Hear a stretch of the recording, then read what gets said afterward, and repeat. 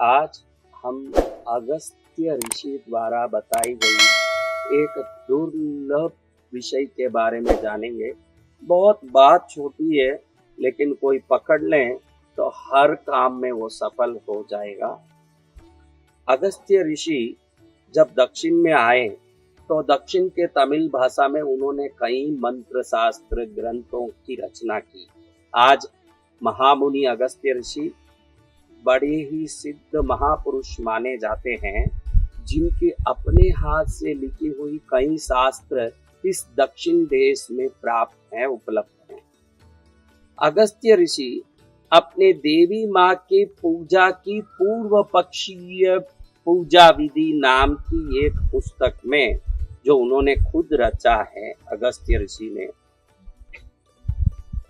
जो शंकर पार्वती के विवाह के समय पूरे देवगण मनुष्य राक्षस आदिगण उत्तर दिशा में कैलाश की ओर एकत्रित होने से, पूरा वजन उस तरफ होने से भगवान शंकर द्वारा दक्षिण भेजे गए कि भाई भूभार को समन करने के लिए तुम अकेले ही काफी हो, तुम अकेले दक्षिण जाओ, तुम्हारे भार से पूरे उत्तर की तरफ झुका हुआ पृथ्वी दक्षिण में सम हो जाएगा।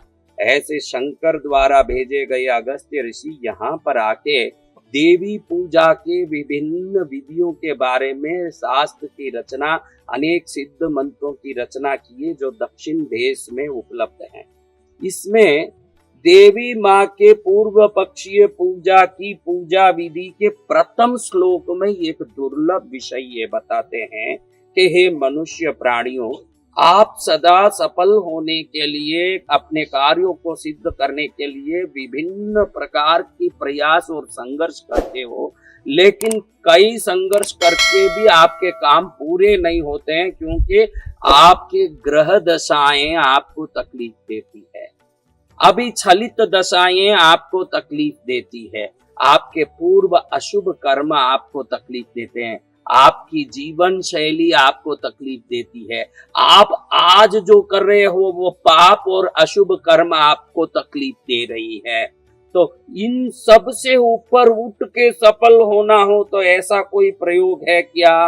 तो इस पुस्तक के प्रथम श्लोक में अगस्त्य ऋषि कहते हैं कि एक ऐसा समय है जिस समय में भगवती की, कुल देवी की, इष्ट देवताओं की जप पूजा कर लिया जाए और विश्वास से निरंतर करें तो वो व्यक्ति किसी भी दोष से ग्रस्त हो, पितृ दोष, काल सर्प दोष, विभिन्न पीड़ा, स्त्री काक वंद्यादि वंद्या दोष से ग्रसित हो के पुत्रहीन हो, तो इन सब के लिए अगस्त्य ऋषि ने ये पुस्तक, बड़ा लंबा है ये पुस्तक, हजारों श्लोक है, लेकिन प्रथम श्लोक में ये बात कर रहे हैं तो ये कितना सफलतादायक होगा आप देखिए, जिसके बारे में उत्तर भारत के कोई लोग जानते भी नहीं कि ऐसे महामुनि जो शंकर द्वारा दक्षिण में भेजे गए, उन्होंने ऐसी बात बता दी। वो क्या बता रहे हैं महाराज? वो ये बता रहे हैं कि चंद्र की 16 कलाएं हैं। कितनी कलाएं बेटा? 16 कलाएं। एक एक तिथि को एक एक कला बढ़ती है। प्रथम तिथि को पहली कला, दूसरी तिथि को दूसरी कला, चतुर्दशी तिथि को 14 कला, पूनम या अमावस को 15 कला। तो फिर ये 16वीं कला कहाँ गई महाराज? कोई इसके बारे में सोचता नहीं है कि चंद्र 16 कला युक्त है तो 16 दिन होना चाहिए अमावस और पूनम का, लेकिन दिन है 15। इधर ही अगस्त्य ऋषि कहते हैं कि जब पूर्णिमा या अमावस समाप्त होता है, उस समय में जब समाप्ति होती है, उस समय में 5 सेकंड, कितना? 5 सेकंड के लिए पूरी पृथ्वी पर 16वीं कला की अवतरण होती है। उस समय स्वयं ब्रह्मा विष्णु महेश अपनी रचना, पालन और संहार का सब काम छोड़ के, अगस्त्य ऋषि कह रहे हैं, मैं नहीं कह रहा हूं, वो कह रहे हैं कि ये 5 सेकंड के लिए ब्रह्मा विष्णु महेश अपनी सृष्टि पालन और संहार का कार्य छोड़ के पृथ्वी में इस समय में जो मांग रहे हैं उनको वो देने के लिए तैयार रहते हैं। तीनों मूर्तियां इस समय को षोडश कलावी समय बोलते हैं, तमिल में इसको 16वां कला का समय बताते हैं अगस्त्य ऋषि। यानी 15 तिथि में 15 कला हुई, प्रथम तिथि हो 15वीं तिथि में या तो अमावस आएगी या 15वीं तिथि में पूनम आएगी।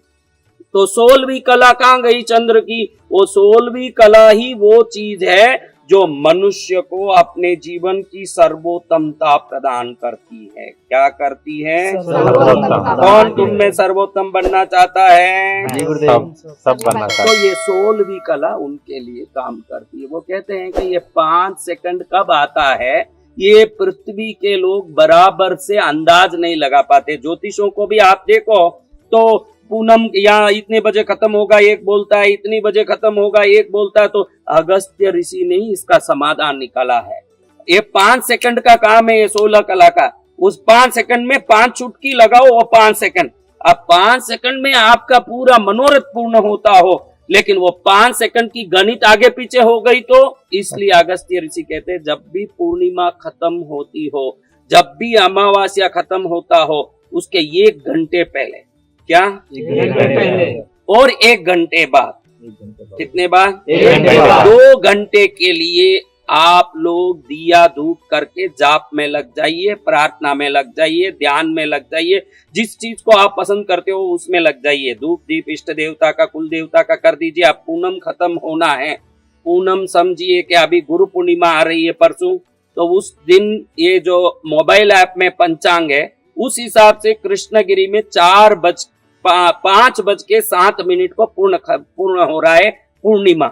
इसीलिए मैं जो ये निशुल्क यंत्र दे रहा हूं इस गुरु पूर्णिमा को, उसमें ये 16वीं कला का समय आ जाए, ले जाने वाले का हर काम सिद्ध हो जाए। क्योंकि पूनम में भी 5 सेकंड वो कला आएगी कि नहीं, इसलिए मैंने इस बार गुरु पूर्णिमा का हवन, अगर 5:07 पर पूर्णिमा खत्म हो रही है, 1 घंटा पहले क्या समय होता है? 4:07। तो हम इस बार गुरु पूर्णिमा पर सभी भक्तों के मंगल के लिए, जहाँ निशुल्क ठहरना, निशुल्क भोजन, निशुल्क यंत्र, निशुल्क यज्ञ, पूजा, जप, अनुष्ठान सब निशुल्क, प्रभु की कृपा अनंत। तो ये यज्ञ हम 4:07 को शुरू कर रहे हैं।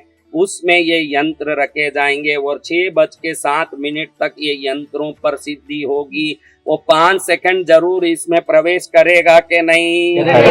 तो ये यंत्र जो घर ले जाएगा, 16वीं कला में सिद्ध यंत्र को घर ले जाएगा। अगर उसके बल बुद्धि से सिद्धि नहीं भी हुई होगी, भगवती की बल बुद्धि से वो सिद्ध हो चुका होगा। तो आप सबको मेरा कहना यही है कि अपने जीवन में रोज जो पूजा कर रहे हो, रोज जो नियमित दीप धूप कर रहे हो, इसको करते रहो। लेकिन ध्यान रखो आपके हर मनोकामना को त्रिमूर्ति पूरा करें, प्रकृति पूरा करें, ब्रह्मांड की ऊर्जा पूरा करें। इस समय को स्वयं अगस्त्य ऋषि 16वीं कला का समय बताते हैं, जो कोई नहीं जानते हैं। ये समय 5 सेकंड आता है, लेकिन पूर्णिमा आपके गांव में कब खत्म हो रही है, कैलेंडर या न्यूज़पेपर देख के चेक करके उसके 1 घंटा पहले आप दीप धूप पुष्प वगैरह चढ़ा के बैठ जाओ। उसके 1 घंटा बाद तक, यानी 2 घंटे तक निरंतर आप पूजा जप अपनी प्रार्थना को करते रहो। मन में विश्वास निश्चित है तो कुआं आपसे दूर नहीं, कुआं आपके नजदीक है तो पानी आपसे दूर नहीं। अगर विश्वास आपने कर लिया तो स्वयं अगस्त्य ऋषि, स्वयं ब्रह्मा विष्णु महेश आपके सिर पर हाथ रख देंगे, आपके अनंत काम सिद्ध हो जाएंगे।